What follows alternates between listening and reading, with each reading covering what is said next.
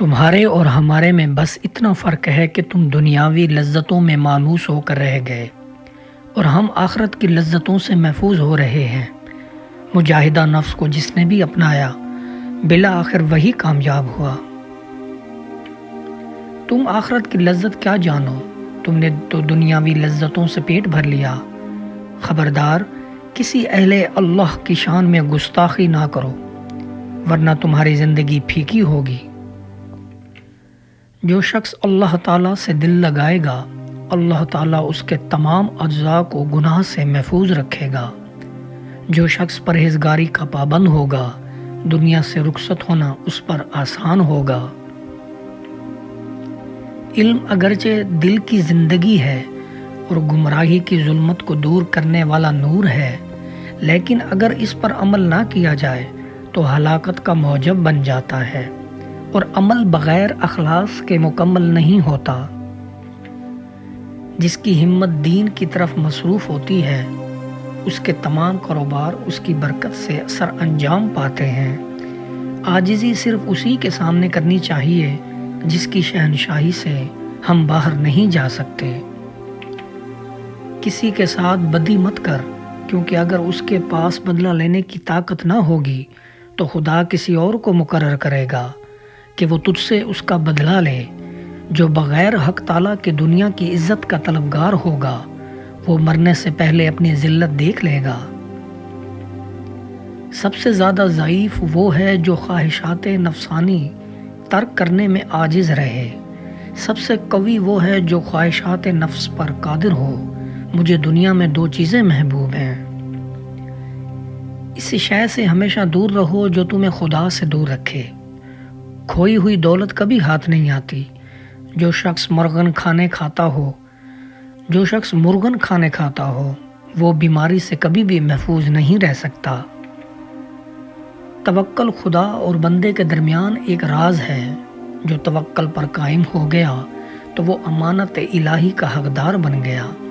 انسان کے لیے سب سے بہتر بات یہ ہے کہ وہ ہر لمحے خدا کو یاد کرتا رہے اور اس کی مشیت پر راضی رہے۔ جو شخص اپنی قسمت کے حصہ پر قناعت کرتا ہے وہ مستغنا رہتا ہے، اور جو دوسرے کے مال کی طرف نظر اٹھاتا ہے وہ فقیر مرتا ہے۔ جو شخص خدا کی تقسیم پر راضی نہیں ہوتا وہ خدا کو اس کے فیصلے پر متہم کرتا ہے۔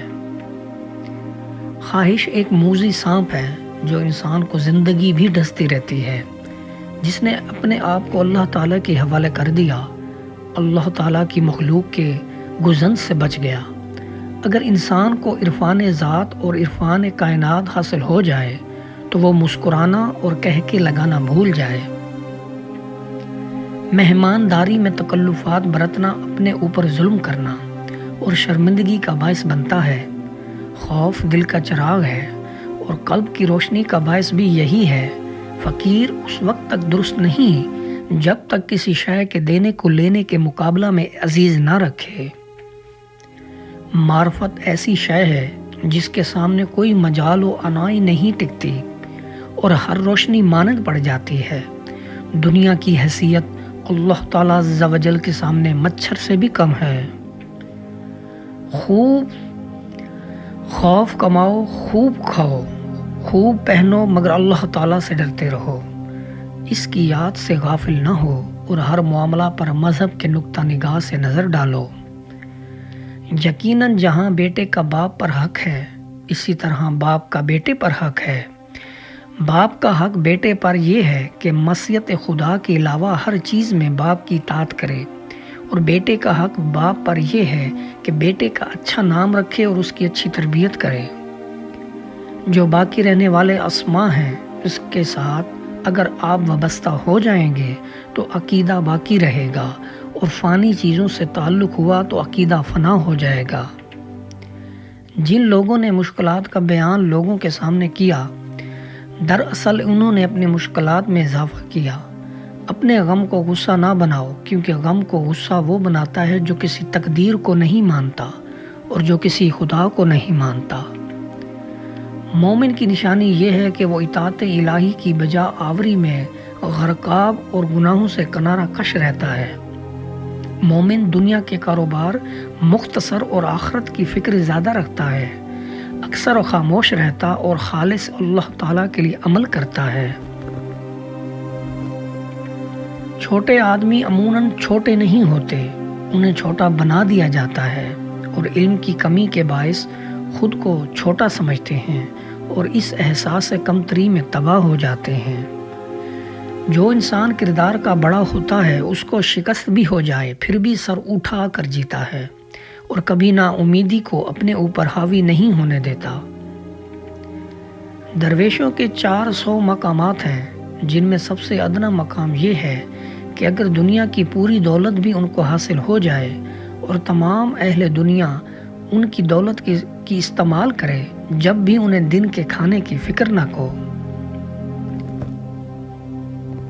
جھوٹا اور بد نصیب ہے وہ مرید جو کسی انسان کو استاد ماننے کے بعد اس کے خلاف کوئی لفظ منہ سے نکالتا ہے۔ اپنے استاد کے خلاف بولنے والا انسان علم سے ہمیشہ محروم رہتا ہے۔ جو بندہ اللہ تعالیٰ کی نافرمانیوں پر دلیر ہوتا ہے اس پر اللہ تعالیٰ کا طرح طرح کا عذاب نازل ہوتا ہے۔ عذاب و دوزخ کے سوا تمام مصائب خفیف اور کم ہیں، اس کے مقابل سب کے سب عافیت و آرام کی مانند ہیں۔ انسان دولت سے نرم بستر تو خرید سکتا ہے لیکن چین کی نیند نہیں خرید سکتا۔ انسان کے پاس جتنی زیادہ دولت ہوتی ہے اس کا سکون اور راحت اتنی ہی کم ہوتی جاتی ہے، جو اللہ سے بہت دور لے جاتی ہے۔ اگر تو نے اللہ بھی با آواز بلند کہا تو اس کی بھی تجھ سے باز پرس ہوگی کہ خالصاً کیا ہے یا یار یا سے۔ صرف عالم بننے سے انبیاء کرام کی وراثت نہیں ملتی۔ جو بندہ وعدہ کو پورا کرتا ہے سمجھ لو وہ بندہ اللہ کا پیارا ہے، اس کی صحبت اختیار کرو۔ وہ عام انسان نہیں، اللہ کے بہت قریب ہے، اس کے ساتھ سے تمہارے آخرت اور دنیا دونوں کے لیے فائدہ ہے۔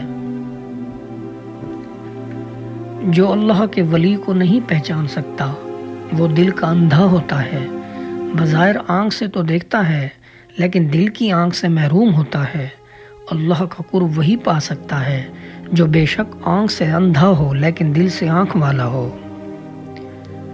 عام لوگ خدا کو صرف تکلیف میں یاد کرتے ہیں، جبکہ عارف لوگ ہر وقت شروع سے ہی خدا کو یاد کرتے ہیں۔ انوار الہی سے زندہ رہنے والوں کو کبھی موت نہیں آتی۔ خبردار، اپنی مشغولیت زیادہ تر اپنے اہل و عیال میں مشغول نہ رکھو کہ تیرے اہل و عیال اگر خدا کے دوست ہیں تو خدا اپنے دوستوں کو ضائع و برباد نہیں کرتا، اور اگر وہ لوگ خدا کے دشمن ہیں تو تمہاری مشغولیت اور تمہاری توجہ دشمنان خدا کی طرف کیوں ہو؟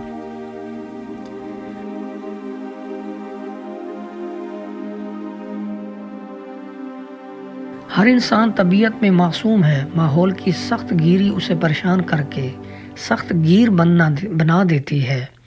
راہ سلوک کے سارے مسافروں کو ہوا کی طرح رہنا چاہیے جو پھولوں میں سے گزرتی ہے اور کانٹوں سے بھی گزر جاتی ہے۔ بزرگوں کی صحبت میں زیادہ بیٹھو، کیونکہ بزرگوں کی صحبت میں بیٹھنے سے انسان بہت کچھ سیکھتا ہے، کیونکہ بزرگ لوگ اپنی زندگی کا تجربہ بانٹتے ہیں جو تمہارے لیے کسی خزانے سے کم نہیں۔ اپنی رائے سے کوئی چیز اپنے لیے پسند کرنے سے بچ کے رہے، بلکہ ہر ایک کام میں استخارہ کر۔ اکثر ایسا ہوتا ہے کہ جس چیز کا وہم و گمان نہیں ہوتا خدا تعالیٰ اس کے ذریعے کامیاب فرما دیتا ہے۔ بے شک عہد و پیمان قیامت تک گلے کا ہار ہے، جس نے ان کو پورا کیا اللہ اسے اپنے ساتھ ملائے گا، جس نے عہد کی خلاف ورزی کی ان کو توڑ دیا اللہ اسے ذلیل کر دے گا۔ شادی دراصل ایک جنازہ ہے جہاں دولہا اپنے ہی پھول سونگھتا ہے۔ شادی کے بعد رومان ختم ہو جاتا ہے اور زندگی کا امتحان شروع ہو جاتا ہے۔ علم اگرچہ دل کی زندگی ہوتی ہے، گمراہی کی ظلمت کو دور کرنے والا اللہ کا نور ہی ہے، لیکن اگر اس پر عمل نہ کیا جائے تو ہلاکت کی وجہ بن جاتا ہے۔